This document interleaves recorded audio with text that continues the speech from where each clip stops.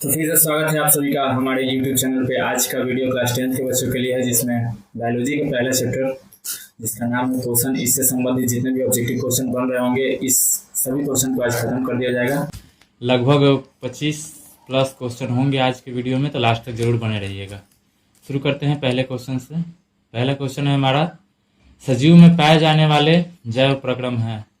तो सजीव में कौन कौन से जैव प्रक्रम पाए जाते हैं? तो जैसे कि हमें पता है कि जैव प्रक्रम के अंतर्गत वे सभी प्रक्रियाएं आती है जो हमें दैनिक जीवन में करने की आवश्यकता होती है हमारे अनुरक्षण के लिए। जैसे जैव प्रक्रम में श्वसन आता है, पोषण भी आता है, जनन भी आता है, इसके अलावा उत्सर्जन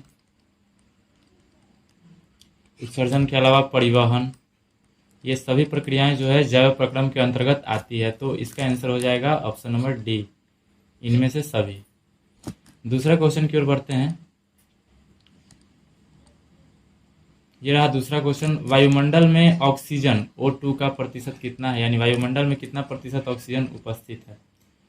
तो इसका सही आंसर हो जाएगा, हमारे वायुमंडल में जो है 21% ऑक्सीजन उपस्थित है। कार्बन डाइऑक्साइड की बात की जाए तो CO2 जो है 0.03% है। वहीं नाइट्रोजन की बात की जाए तो लगभग 78% हमारे वायुमंडल में उपस्थित है। तो इसका सही आंसर हो जाएगा ऑप्शन नंबर डी, 21%। अगला क्वेश्चन तीसरा, इनमें कौन प्रकाश संश्लेषी अंगक है? कौन जो है प्रकाश संश्लेषण के लिए उत्तरदायी होता है? कौन प्रकाश संश्लेषी अंगक है? पत्ती, हरित लवक, ग्राना या स्ट्रोमा? तो इसका सही आंसर हो जाएगा हरित लवक, क्लोरोप्लास्ट जिसको इंग्लिश में बोला जाता है। हरित लवक जो है प्रकाश संश्लेषी अंगक है। आगे बढ़ते हैं। नेक्स्ट क्वेश्चन है, वायुमंडल में CO2 का प्रतिशत, जो कि अभी बताया जा चुका है। वायुमंडल में CO2 का प्रतिशत है 0.03%। 2022 के आंकड़ों के अनुसार देखा जाए तो विश्व में औसतन अगर कार्बन डाइऑक्साइड का सांद्रण देखा जाए तो वो हो गया है 0.04% 2022 के अनुसार। परंतु बुक में जो डाटा दिया हुआ है वो पुराने डाटे होते हैं, इसके अनुसार जो है इसका ऑप्शन नंबर बी सही हो जाएगा। स्वपोषी पोषण के लिए आवश्यक नहीं है। स्वपोषी पोषण के लिए क्या आवश्यक नहीं है? तो स्वपोषी में तो कार्बन डाइऑक्साइड की आवश्यकता, स्वपोषी मतलब स्वपोषी पेड़ पौधे करते हैं और उनमें होती है प्रकाश संश्लेषण प्रक्रिया। और प्रकाश संश्लेषण में चाहिए, प्रकाश संश्लेषण में CO2 जरूर चाहिए, H2O भी चाहिए। इसके अलावा पत्तियों में उपस्थित पर्णहरित भी सहायता करता है। तो इन सभी, और इसके साथ साथ सूर्य प्रकाश यानी सनलाइट भी उसके लिए आवश्यक है। तो इन सभी को छोड़कर जो होगा वही इसका आंसर होगा। तो इसमें कार्बन डाइऑक्साइड तथा जल जरूर चाहिए, क्लोरोफिल भी चाहिए जिसको हिंदी में पर्णहरित कहते हैं, और सूर्य प्रकाश अनिवार्य है। तो इसका आंसर हो जाएगा डी, ऑक्सीजन की कोई आवश्यकता नहीं होती है स्वपोषी पोषण में, बल्कि ऑक्सीजन मुक्त होता है वहां से। अगले क्वेश्चन की ओर बढ़ते हैं। जठर ग्रंथियां पाई जाती है। जठर ग्रंथियां कहाँ पाई जाती है? फेफड़ा में, अमाशय में, यकृत में या फिर ग्रहणी में? तो जठर ग्रंथियां जो होती है वो फेफड़े में पाए जाते हैं। इसका आंसर हो जाएगा option number B. Next question, पीतरस का रंग कैसा होता है? पीला होता है, सफेद, हरा या फिर नीला? तो इसका जो सही आंसर हो जाएगा वो है हरा। पीत रस का जो रंग होता है वो हरा होता है। पीत रस रंग जो होता है इसका हरा होता है। नेक्स्ट क्वेश्चन, निम्नलिखित में से किसे पौधे का प्रकाश संश्लेषी इकाई कहा जाता है? यूनिट, एक यूनिट जो प्रकाश संश्लेषण प्रक्रिया को कर सके। तो इसका आंसर क्लोरोफिल नहीं होगा। ऐसे प्रकाश संश्लेषण दिखाई देता है, वैसे ही लगता है कि क्लोरोफिल होने वाला है, जबकि क्लोरोफिल इसका आंसर नहीं होगा। क्लोरोफिल तो केवल प्रकाश को अवशोषित करता है। इसका सही आंसर हो जाएगा क्लोरोप्लास्ट। क्लोरोप्लास्ट एक ऐसी इकाई है जो संपूर्ण प्रकाश संश्लेषण क्रिया को करा सकता है। इसको हिंदी में बोला जाता है हरित लवक, हरित लवक। और यही हमारा आंसर हो जाएगा ऑप्शन ए, जबकि क्लोरोफिल को हिंदी में कहा जाता है पर्णहरित। आगे बढ़ते हैं नेक्स्ट क्वेश्चन की ओर। वैसा पोषण जिसमें जीव अपना भोजन ठोस अथवा तरल के रूप में लेता है क्या कहलाता है? क्या प्राणी संपोषण कहलाता है, मृतजीवी, परजीवी या फिर स्वपोषण? तो स्वपोषण प्रकाश संश्लेषण के लिए होता है। परजीवी वैसे जीव जो होते हैं सड़े गले मतलब दूसरे जीवों के साथ रह के अपना पोषण प्राप्त करना परजीवी कहलाता है। इसके अलावा अगर मरे हुए जीव जंतु से कोई पोषण प्राप्त करता है तो वो मृतजीवी कहलाता है। लेकिन यदि कोई जीव भोजन को ठोस अथवा तरल के रूप में लेता है तो उसे हम लोग बोलते हैं प्राणी संपोषण। अगला क्वेश्चन 10वां नंबर, क्रमाकुंचन। यहाँ पे आ की मात्रा छूट गया है। क्रमाकुंचन, क्रमाकुंचन गति पाई जाती है ग्रास नली में, छोटी आंत में, क्लॉन में या फिर अमाशय में। तो इसका सही आंसर हो जाएगा क्रमाकुंचन गति जो है वो ग्रास नली में पाई जाती है। ग्रास नली को आहार नाल भी कहीं कहीं लिखा होगा तो वही आंसर हो जाएगा ग्रास नली। नेक्स्ट क्वेश्चन है 11, ट्रिप्सिन नामक एंजाइम पाया जाता है। ट्रिप्सिन नामक एंजाइम कहाँ पाया जाता है?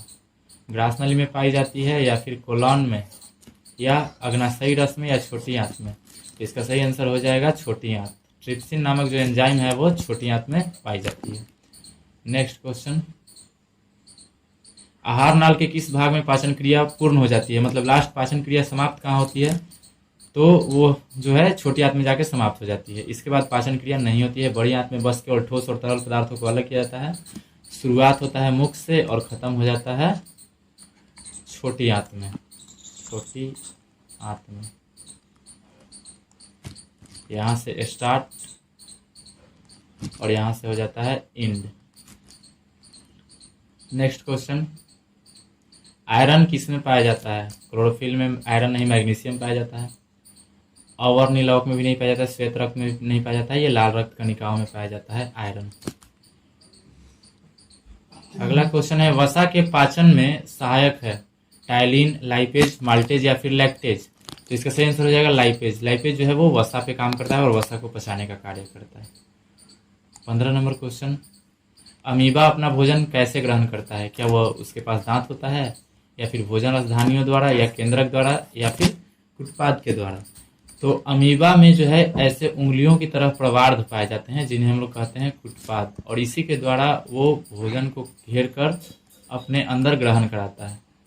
तो इसका सही आंसर हो जाएगा डी, कुटपाद।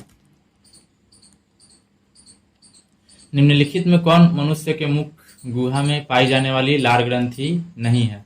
तो लार ग्रंथियां 4 होती है। इसमें से एक पैरोटिड होता है, एक सबमेंडी, इसमें से 4 नहीं 3 ही होती है, पैरोटिड, सबमैंडिबुलर और एक सबलिंगुअल। इसमें से ये नहीं पाया जाता है, लार ग्रंथि में ये वाला जो है नहीं पाया जाता है। तो ऑप्शन इसका आंसर जो है यही हो जाएगा सी। बाकी सबको यहाँ पे मिटा देते हैं। ब्रूनर्स, एक चीज और यहाँ पे, ये ब्रूनर नहीं है, ब्रूनर्स है।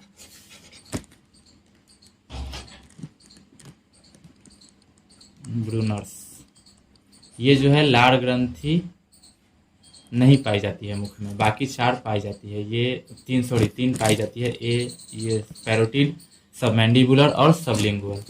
आगे बढ़ते हैं अगला क्वेश्चन की ओर। 17 में कहा गया है मनुष्य में पाचन क्रिया आरंभ कहाँ से होता है? आरंभ तो मुख गुहा से ही होता है, ये पहले ही बताया जा चुका है, और अंत हो जाता है जाके छोटी आंत में। 18, क्वेश्चन नंबर 18, दांत अस्थि क्षय, जिसको एक और नाम से जाना जाता है दंत क्षरण। दांत अस्थि क्षय या फिर दंत क्षरण का कारण बताना है। यहाँ पे पहले लिख देते हैं दंत क्षरण। दंत क्षरण, ये दांत अस्थि क्षय को ही दंत क्षरण भी कहा जाता है। ये किसके कारण होता है? तो मीठा खाने से भी होता है, दांत की सफाई न करेंगे तब भी दंत क्षरण हो जाएगा, और बैक्टीरिया द्वारा अम्ल का निर्माण होगा, वो दंत प्लाक बना लेता है जिससे इनेमल को क्षति पहुंचती है, तो इसके कारण भी जो है दंत क्षरण होती है। तो इसलिए इसका आंसर हो जाएगा डी, इनमें से सभी। अगला क्वेश्चन है हमारा 19, निम्नलिखित में जठर ग्रंथि कौन सी कोशिका हाइड्रोक्लोरिक अम्ल का स्राव करती है? कौन सी कोशिका जो है वो हाइड्रोक्लोरिक अम्ल का स्राव करती है? भित्तीय या फिर जाइमोजिन कोशिका या फिर म्यूकस कोशिका, या इनमें से कोई नहीं?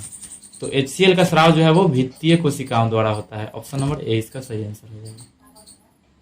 पेप्सिन नामक एंजाइम भोजन के प्रोटीन को बदल देता है। तो पेप्सिन जो है, पेप्सिन काम करता है प्रोटीन पर, और प्रोटीन को चेंज कर देता है पेप्टोन में।